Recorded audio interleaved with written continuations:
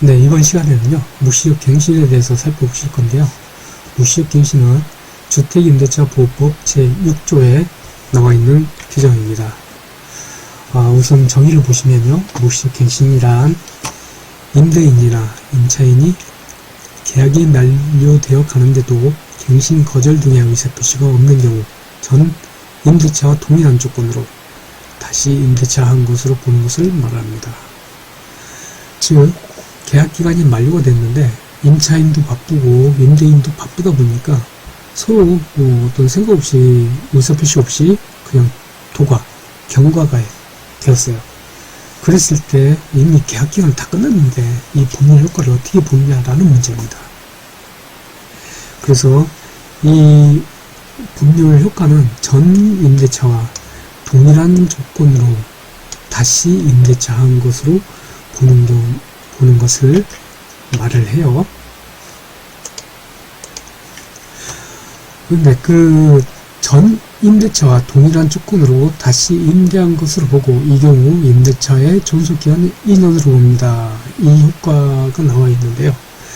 이런 효과를 주기 전에 단 이런 효과가 주어지지 않는, 즉 무시효갱신이 되지 않는 경우들이 있어요.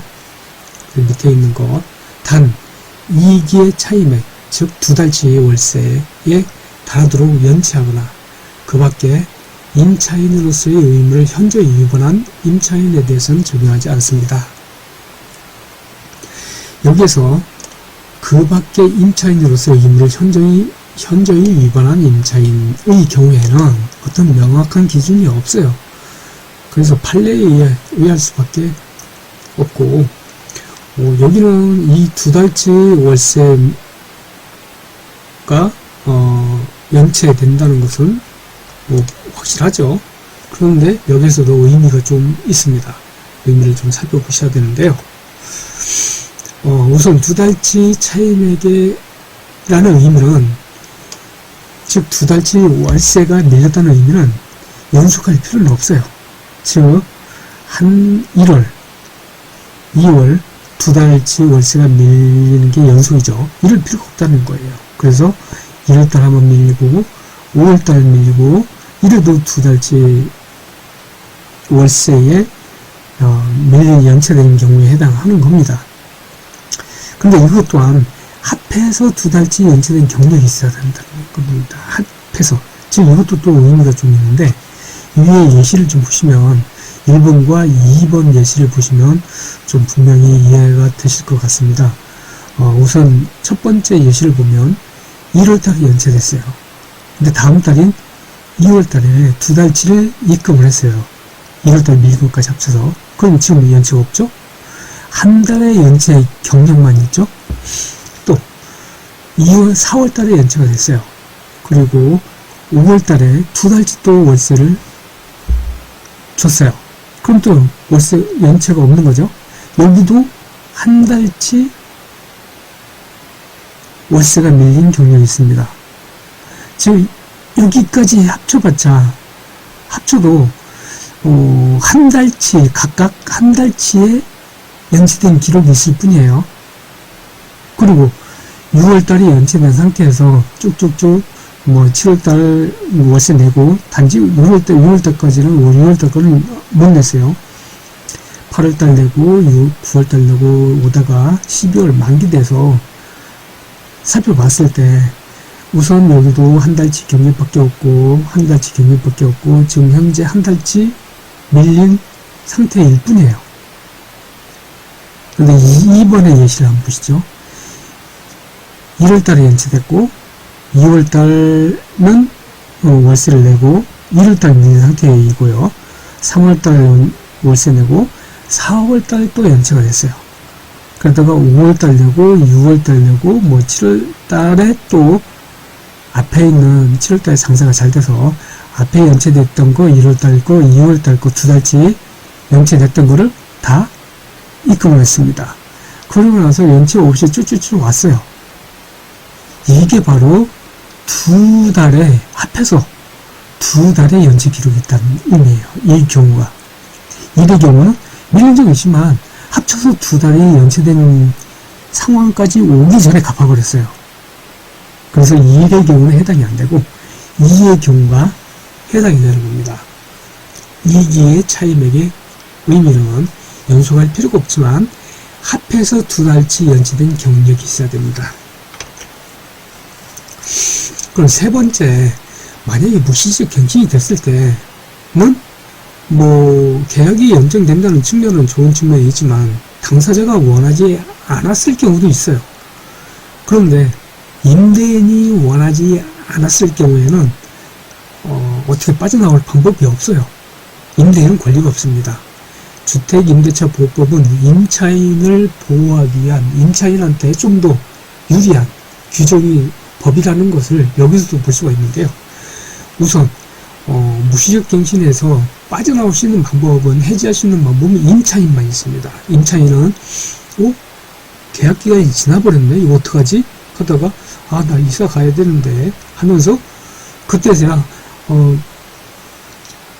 건물주님, 제가 깜빡해서 지나갔는데 저 이제 회사도 지방으로 발령 나고 그래서 방을 빼야 됩니다 하고 이제 방을 좀 빼겠습니다 하고 임차인이 통지를 언제든지 할 수가 있어요.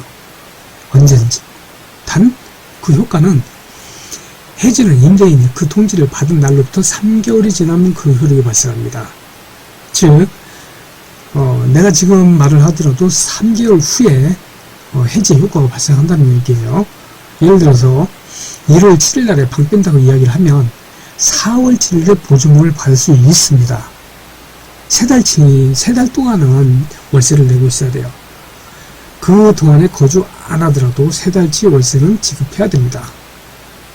즉 임대인한테는 이거를 해지할 수 있는 권리가 없는 반면에 임차인이 해지를 하더라도 임대인한테 새로운 임차인을 구할 수 있는 시간에 해당하는 한 3달 정도는 여유를 주란 얘기예요. 그래서 임차인 입장에서는 내가 월세 하나도 낭비하지 않으려면 내가 이사를 가야 될 계획을 있을 때 3달 전에 통지를 하면 되겠죠. 그리고 이런 무시적 갱신이 되기를 원치 않을 경우에는 아래 기간 동안에 이런 통지를 해야 됩니다. 임대인은 임대차 기간이 끝나기 6개월 전부터 2개월 전까지, 임차인은 임대차 기간이 끝나기 2개월 전까지 통지를 해야 돼요. 저 이번 계약 기간 끝나면 방을 빼겠습니다. 또는 임대인 입장에서는 이번 계약 기간 끝나면 이제 그만 방 빼줘, 이런 의사표시를 하라는 얘기예요. 이 기간 동안에.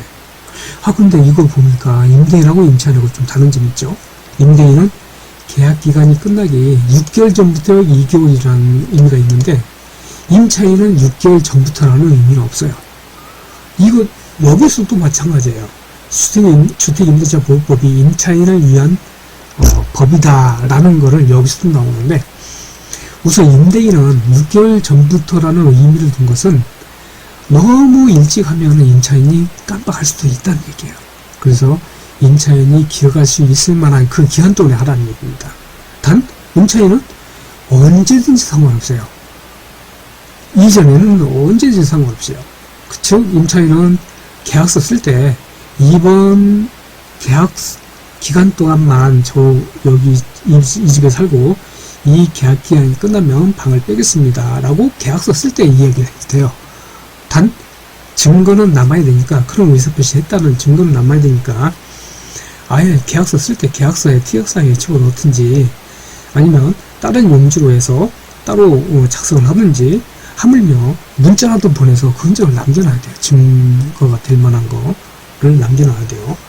그리고 끝부분 2개월 전까지, 계약기간이 끝나기 2개월 전까지는 이야기를 해줘야 돼요. 한 달 남겨놓고 저 방을 빼겠습니다 하면 의미가 없어요. 묵시 갱신이 돼버려요. 의미가 없고 2개월 전부터 해놓으라는 얘기입니다. 우선은 2개월 전도 최근에 법이 바뀌어서 2개월 전인데, 그전에는 이 똑같은 문구에 있어서 끝부분만 1개월 전까지였어요. 근데 이 1개월 전까지를 보니까 너무 짧아요. 임대인 입장에서는 새로운 임차인을 구해야 되는데 한 달은 너무 짧다는 얘기예요. 그리고 임차인 입장에서도 이제 집을 구해야 되는데 집을 구하기에는 한 달이 좀 짧다는 얘기예요. 그래서 2달로 바뀌었어요. 2개월 전까지로. 그래서 이 2개월 전까지로 바뀐 이 적용하는 시기는 언제부터냐? 2021년 12월 10일 이후에 계약을 체결하거나 최초로 전월세 계약을 체결하거나 갱신된 임대차부터 적용합니다. 그럼 그 이전에는 이 기간 이전에는 어떻게 할 것이냐? 이 법 규정을 적용한다는 얘기예요. 6개월 전부터 1개월 전까지, 임차인은 1개월 전까지 이런 법 규정을 적용한다는 것입니다. 그래서 이번 시간에는 무시액 갱신에서 살펴봤는데요. 다음 시간에 또 다른 중요한 내용 가지고 찾아뵙도록 하겠습니다. 지금까지 법대 출신 현직 공인중개사의 부동산 이야기 부동산 톡톡이었습니다.